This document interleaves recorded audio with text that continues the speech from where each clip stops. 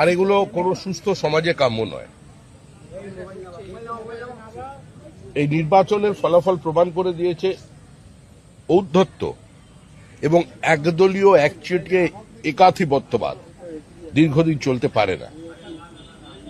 কারোর ক্ষোভ থাকতে পারে, বিদ্বেষ থাকতে পারে, কিন্তু এ ধরনের ঘটনা যারা ঘটাচ্ছেন এটা সুস্থ স্বাভাবিক গণতান্ত্রিক সমাজে কাম্য নয়। এর সঙ্গে আমার দল দূর দূর পর্যন্ত যুক্ত নয়। তিনি বলছেন পুলিশ কেন এলো না, পুলিশকে খবর দেওয়া সত্ত্বেও জনপ্রতিনিধি কেন এলো না, পুলিশ কেন নেই? সেটা কেন নেই পুলিশ, সে তো আমি বলতে পারি না, আমি তো দলের প্রতিনিধি। সেটা পশ্চিমবঙ্গ রাজ্য সরকার বলতে পারবেন, কারণ বিরোধী দলনেতা শুভেন্দু অধিকারীকে গাড়ির মধ্যে জীবন্ত পুড়িয়ে দেওয়ার চেষ্টা হয়েছিল উত্তরবঙ্গে। বিরোধী দলনেতাকে সভা সমিতি করবার জন্য 104 বার হাইকোর্টের দরজায় যেতে হয়েছিল। যা অত্যাচার তৃণমূল কংগ্রেস করেছে আমাদের কর্মীদের সঙ্গে, আমাদের মহিলাদের সঙ্গে, আমরা সংযত আছে ছিলাম বলেই আজকে তৃণমূল কংগ্রেস অক্ষত আছে।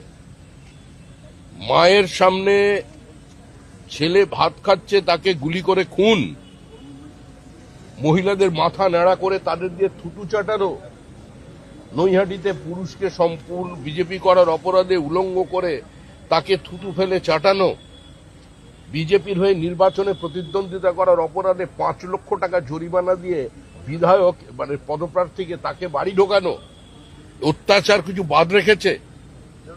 সন্তোষ ট্রফি খেলা একজন ফুটবলার বাগবাজার অঞ্চলে থাকেন, সুইগির জিনিসপত্র সাপ্লাই করে নিজের জীবন ধারণ করে, বিজেপির বুথে বসেছিল, মা অন্যের বাড়ির গৃহ পরিচারিকা, বাবা প্যারালিসিস, একজন প্রতিভাবান ফুটবলার, তার নখগুলোকে সারাশিদি উপড়ে নেওয়া হয়েছিল। যান দেখে আসুন, সেগুলো কভার করুন। তারপরে যে তৃণমূল কংগ্রেসের এই বিধায়ক আর মন্ত্রীগুলো অক্ষত আছে না, এটাই হচ্ছে বিজেপির কারণে আছে। আমাদের জায়গায় অন্য কেউ থাকলে, যদি তৃণমূল থাকতো, আজকের ক্ষমতায় আসতো, আজকে এখানে আমি দাঁড়িয়ে থাকতাম না, আমার 500 কর্মী খুন হয়ে যেত। আর যদি কংগ্রেস বা সিপিআইএম হতো, তাহলে আজকে যিনি বলেছেন বিবৃতি দেওয়ার অবস্থায় থাকতেন না, অনেক আগেই লিঞ্চিং এর শিকার হয়ে যেত। যে অত্যাচার দক্ষিণ 24 পরগনায় হয়েছে, 3টে সভাপতির গাড়ি ভাঙা হয়েছে, অকারণে যেভাবে মারধর করা হয়েছে মানুষকে, আমাদের ওখানকার প্রাক্তন জেলা সভাপতির কোমর চিরকালের জন্য সেটা নষ্ট করে দেওয়া হয়েছে। রূপা গাঙ্গুলি আমাদের দলের তখন মহিলা শাখার সভানেত্রী ছিলেন, কি করা হয়েছিল রূপা গাঙ্গুলির সঙ্গে দক্ষিণ 24 পরগনায়? ডায়মন্ড মডেল প্রচার করতে এলেন না কেন? ফলতায় যে নির্বাচন হলো, প্রচার নেই কেন? কোথায় ডিজে, কোথায় রবীন্দ্রসঙ্গীত?